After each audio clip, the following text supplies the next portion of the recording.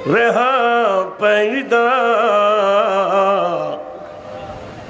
ज़मे अज़ हुब्बे वो साकिन फलक दर इश्क़ वो शैदा सलावत रसूलल्लाह अलैकुम।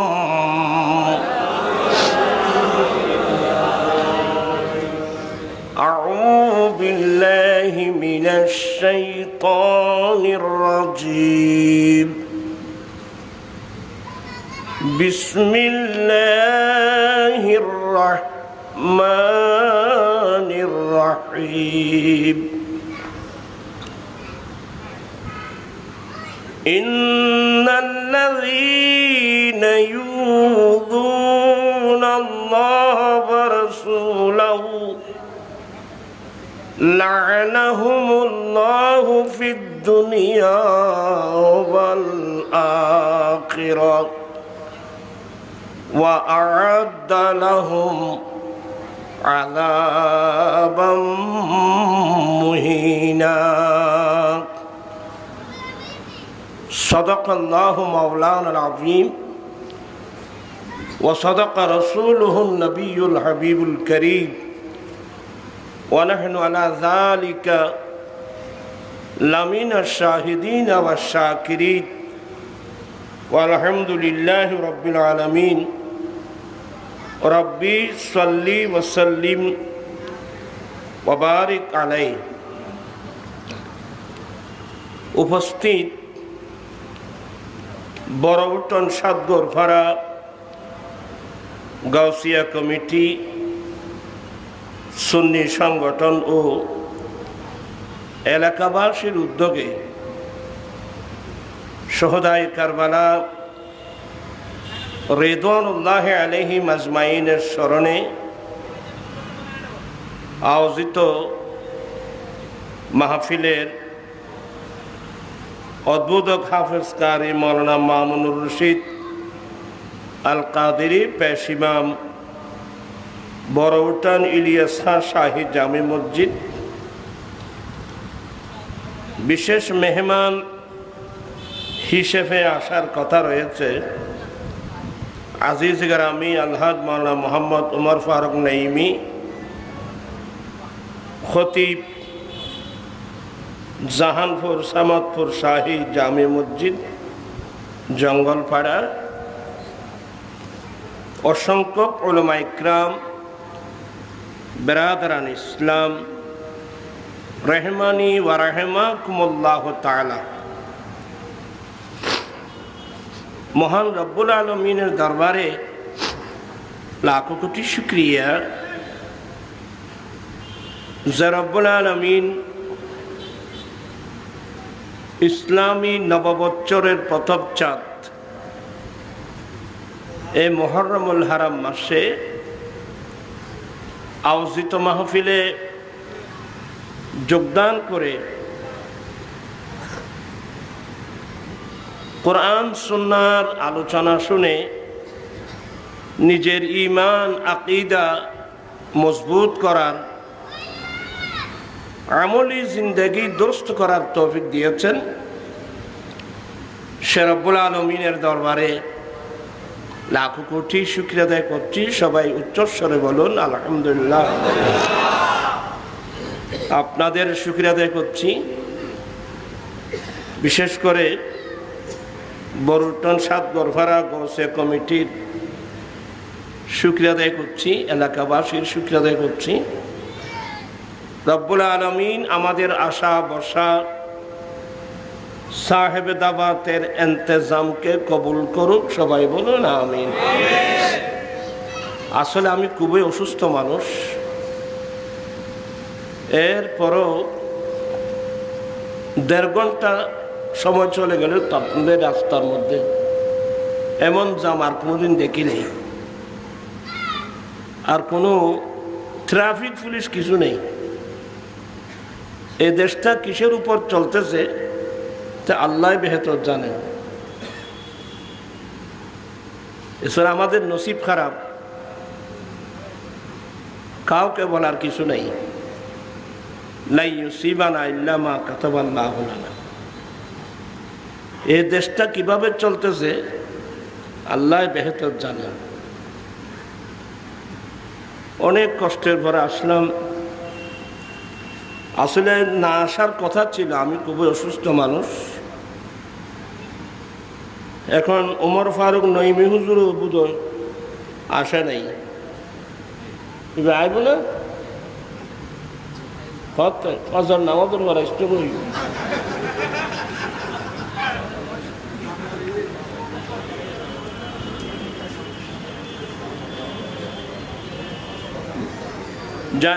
যাই হোক, আসলে রোড গার্ডের কোনো কি নেই, কোনো নিশ্চয়তা নেই।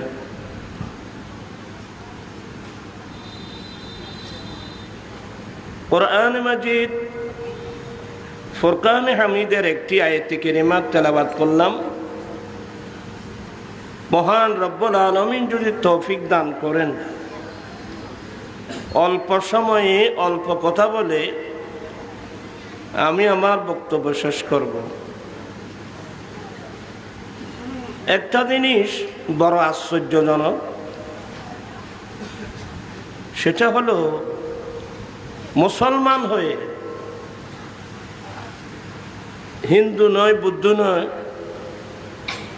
এখন ফিলিস্তিনের জমিনে যারা মুসলমানের উপর আক্রমণ করতেছে ওরা তো সবাই ইহুদি নাসারা,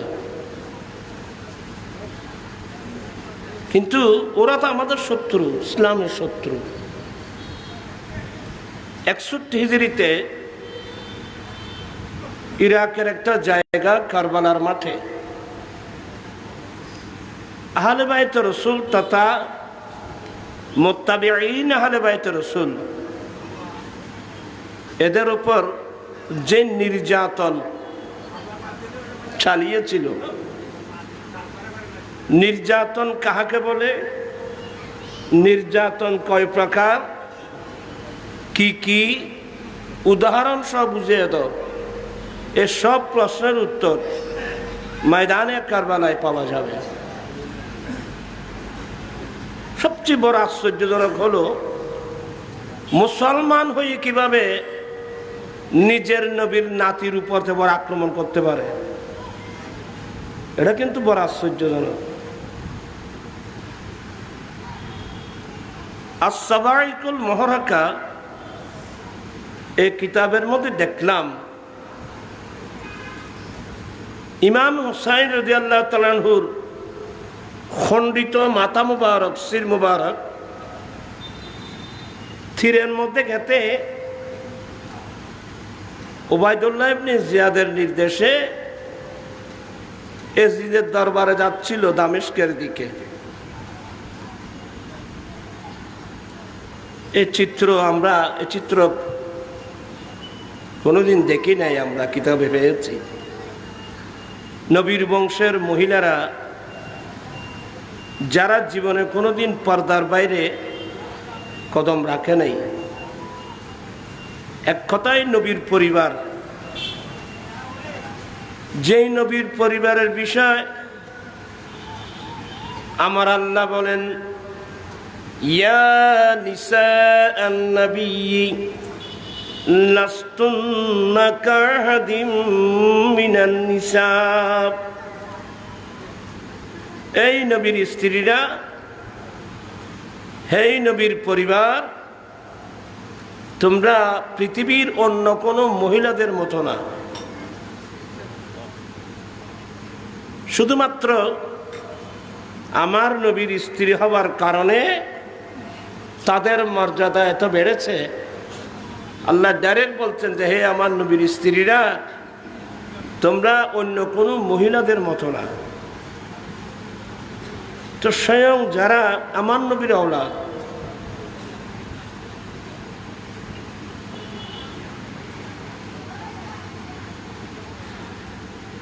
আমার একটা বুঝে আসে না কিভাবে নবীর কলমা পড়ে, নামাজ পড়ে, নবীর কলমা পড়ে নবীর আওলাদের উপর আক্রমণ করা, এটা এটা কেমন বিষয় আমার তো বুঝে আসতেছে না।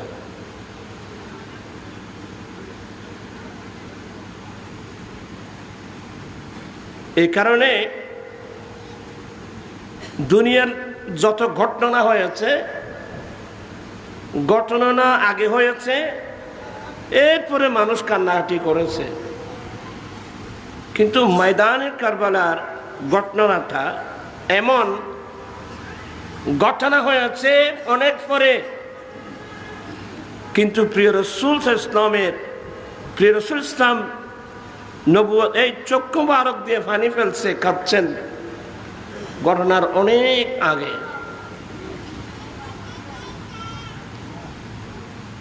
এমন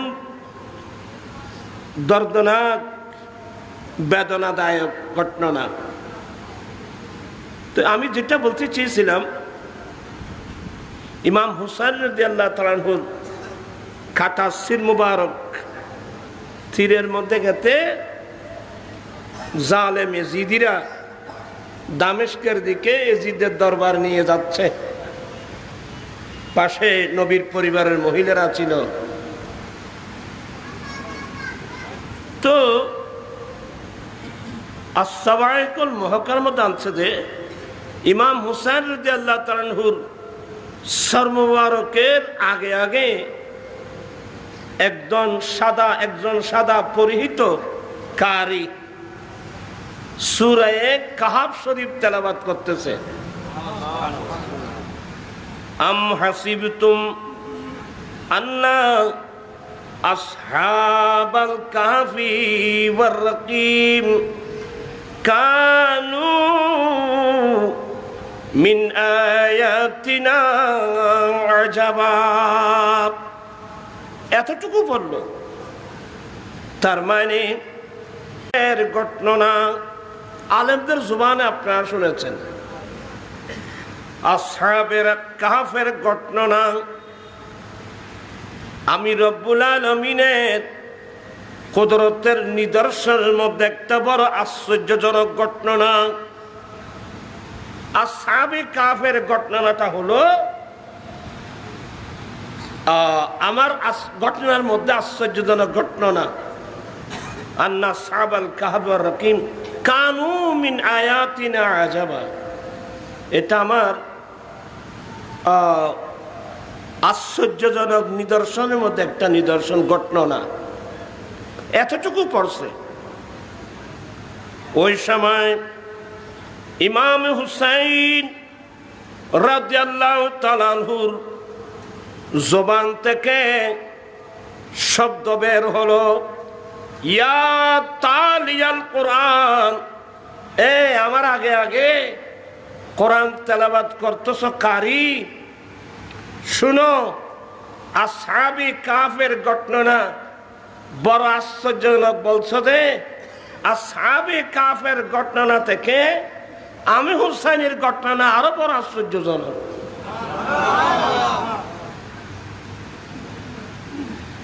এটা বড় আশ্চর্যজনক। এটা মূল কারণ কি? আমি এই সমস্ত ঘটনা বলতে পারি না, অন্তরও মানে না। হিন্দু নয়, বুদ্ধ নয়, খ্রিস্টান নয়, জুম্মা নয়, চাকমা নয়, মুসলমান। কোন মুসলমান? ওখানে অনেক বড় বড় সাহাবা একরামের মধ্যে অনেক সাহাবা ছিল, অনেক তাবেঈন ছিল। আমরা তো অনেক বছর পরে আল্লাহ পাঠিয়েছেন, আমরা কিতাব পড়ে বা আলেম ওলামাদের জবানে শুনে আহলে বায়তে রসুল সম্পর্কে জানলাম। আহলে বায়তে রসুলকে আমরা ভালোবাসি, মোহব্বত করি। কিন্তু ওরা তো ময়দানে কারবালা যে নেতৃত্ব দিয়েছিল, আমার দয়াল নবী একসাথে দুনিয়াতে একসাথে 10 জন সাহাবাকে জান্নাতের সুসংবাদ দিয়েছিল। এই 10 জনের মধ্যে একজন হযরত সাইয়েদনা সাদ ইবনে আবি ওয়াক্কাস রাদিয়াল্লাহু তাআলা আনহু। সাদ ইবনে আবি ওয়াক্কাস রাদিয়াল্লাহু তাআলা আনহুর ছেলে আমার এই ময়দানে কারবালায় নেতৃত্ব দিয়েছিল আওলাদ রাসূলের উপর যতগুলো নির্যাতন এর নির্দেশেই হয়েছিল।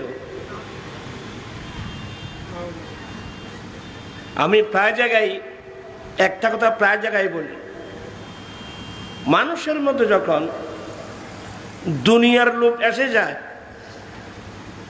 জায়গা সম্পত্তির লোভ এসে যায়,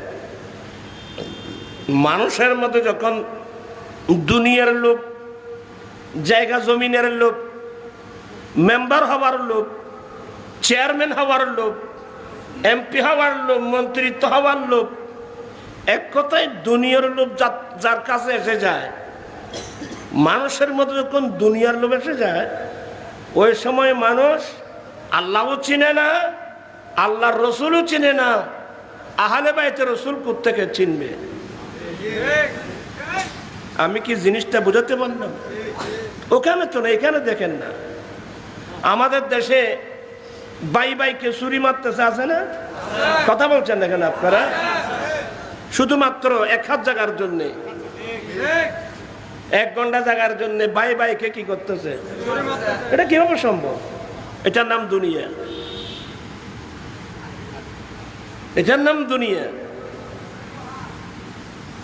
আজকে রাজনৈতিক মাঠে দেখতেছেন না, আমরা এই পর্যন্ত কি দেখলাম এই দেশের মধ্যে? অনেক কিছু দেখলাম তো, ঘরবাড়ি জ্বালিয়ে দেওয়া, মানুষকে মেরে ফেলা, লুটপাট করা, এগুলো ময়দানে কারবালার দৃশ্য। তবে আমি সবাইকে একটি নসিহত করব, দুনিয়াকে ভালোবেসে কোনো লাভ নাই। আর আমি দুনিয়াতে যাই কিছু করব, এগুলো হিসাব তো আল্লাহর কাছে দিতে হবে। ভাবিয়া করিও কাজ, করিয়া ভাবিও না, এটা আমার মূল বক্তব্য। আসুন আমরা দুনিয়াকে ছেড়ে দিই, দুনিয়াকে 3 তালাক দিই, আমরা আল্লাহ এবং আল্লাহ রসুলকে ভালোবাসতে শিখি। যখন আমরা আল্লাহ এবং আল্লাহ রসুলকে ভালোবাসতে শিখব,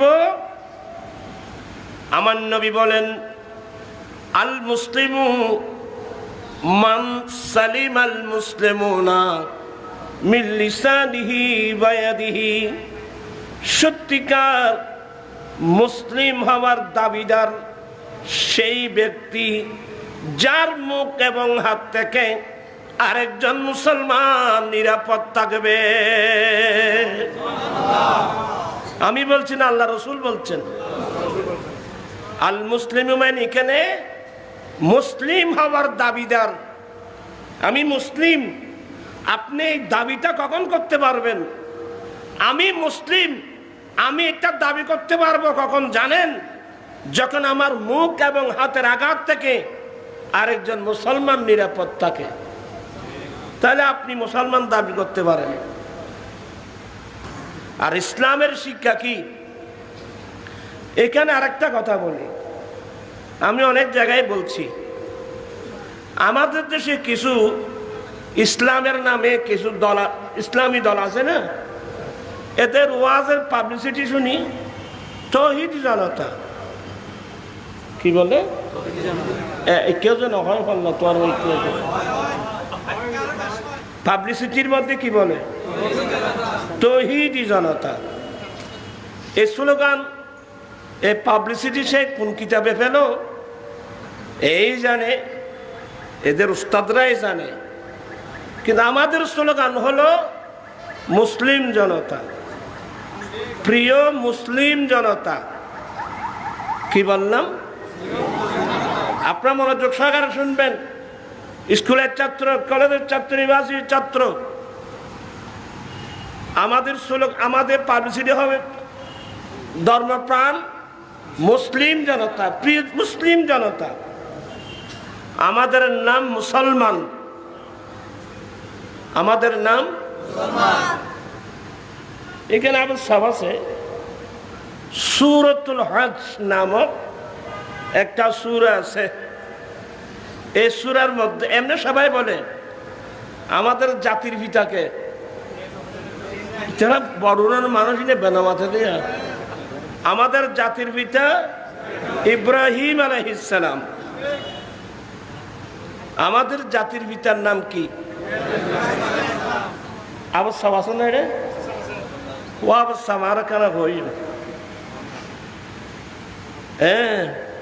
মিল্লাতা আবিকুম ইব্রাহিম হুয়া সাম্মাকুমুল মুসলিমিন। সুবহানাল্লাহ।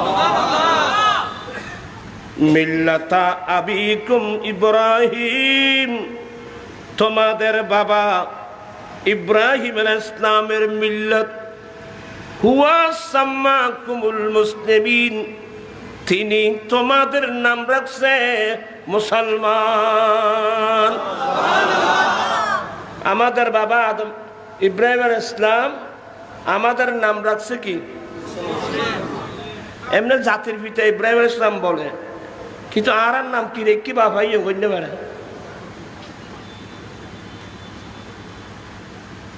আমাদের বাবা ইব্রাহিম আলাইহিস সালাম, ইব্রাহিম ইসলামের মিল্লত, তিনি আমাদের নাম রাখছে কি? মুসলমান। এই জন্যে আমার নবী কি বলছেন? আমার নবী তো ইব্রাহিম আলাইহিস সালামের বংশ দিয়ে আসছেন। কথা বলছেন না কেন?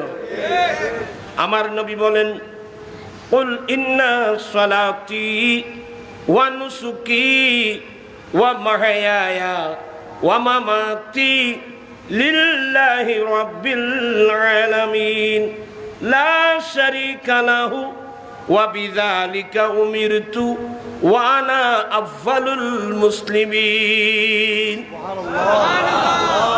আল্লাহ বলেন, হে নবী আপনি বলেন তো, নিশ্চয় আমি নবীর নামাজ, আমার কোরবানি, আমি নবীর হায়াত, আমি নবীর ইন্তেকাল, সবগুলো একমাত্র রব্বুল আলামিনের জন্যে, যার কোনো অংশীদার নেই।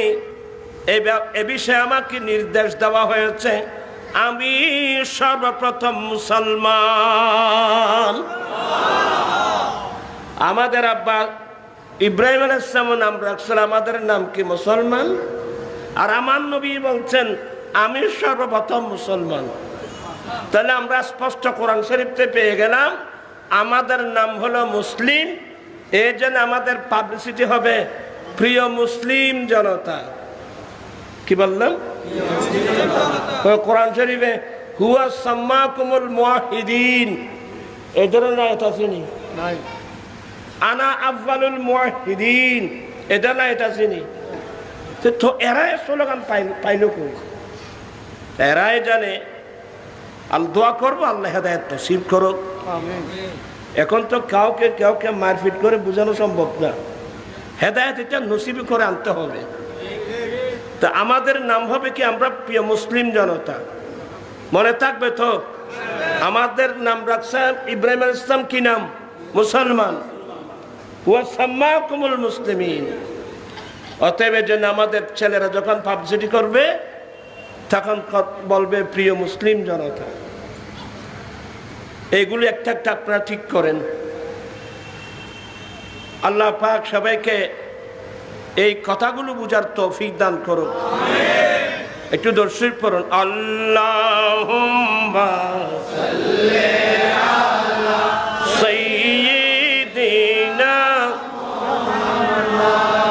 নাবিয়িনা।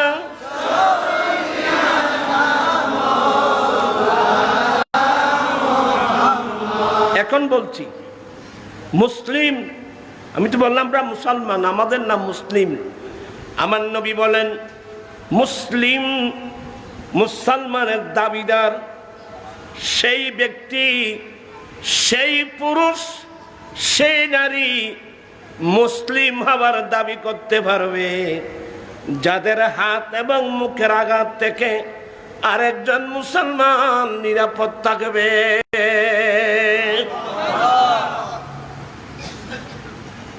আপনার নিজেরাই নিজের কাছে নিজে প্রশ্ন করুন, আসলে আদৌ আমার হাত এবং মুখের আঘাত থেকে আরেকজন মুসলমান নিরাপদ আছে? আরে মুসলমান না, অনেক ছেলে মেয়েদের মুখের আঘাত থেকে মা বাপ পর্যন্ত নিরাপদ নেই। কথা বলছেন না কেন আপনারা? তো এজিদি কালচার তো আমাদের মধ্যে রয়ে গেছে, বুঝতে পারছেন? আমার দয়াল নবী কি বলছেন জানেন? উম্মত, তোমরা কোথাও জমিনে যদি প্রস্রাব করো তাহলে অত্যন্ত সতর্ক, কারণ জমিনের মধ্যে অনেক সময় ছোট ছোট ছিদ্র থাকে, সেই ছিদ্রের মধ্যে খুব ক্ষুদ্র ক্ষুদ্র প্রাণী থাকে।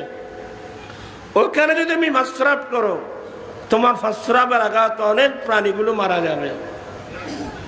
ইসলামের চিন্তাধারা কতটুকু দেখছেন? আমার নবীর শিক্ষানীতি কেমন দেখছেন? কিন্তু আসলে তো আমার নবীর শিক্ষা কোথায়, এখন আমরা তো তার দ্বারা কাছেও নেই। কথা বুঝছেন? আল্লাহ পাক এই সবাইকে এই কথাগুলো বুঝার তৌফিক দান করুন। আহলে বাইত রাসূলের কথা কিভাবে বলবো? আমার ভাইয়েরা, হযরত সাইয়্যিদানা উম্মুল ফাদল, আমার নবীর চাচি হযরত উম্মুল ফাদল রাদিয়াল্লাহু তাআলা আনহা একদিন মলিন চেহারা নিয়ে আমার নবীর দরবারে আসলেন।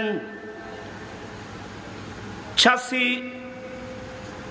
মা তো আছে, চাচি জেঠাই, এদেরকে কিভাবে মোহব্বত করতে হবে আমার রাসূল প্র্যাকটিক্যাল শিক্ষা দিয়েছেন।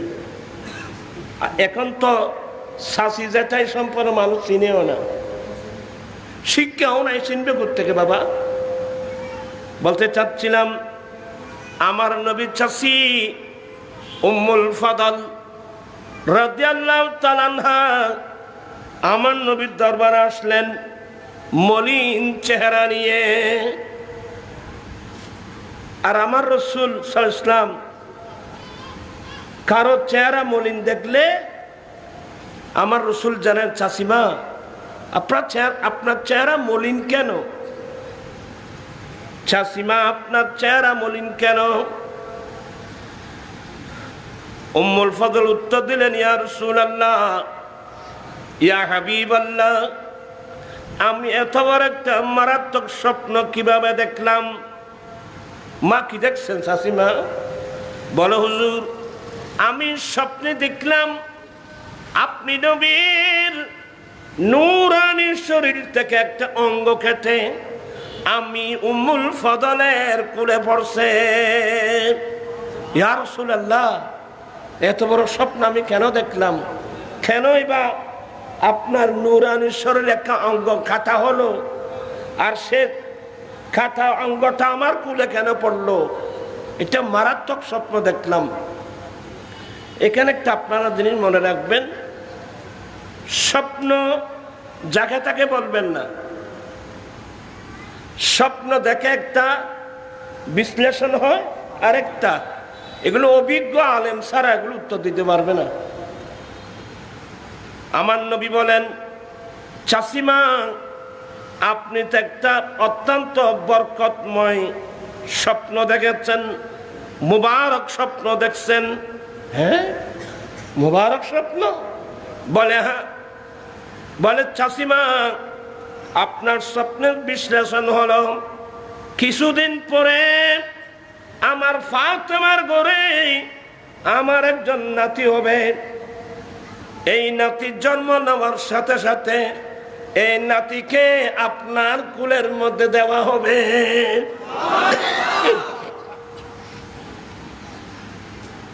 দেখেন, ফাতেমার ঘরে নাতি হবে, তো এটা স্বপ্ন দেখলেন নবীর অঙ্গ।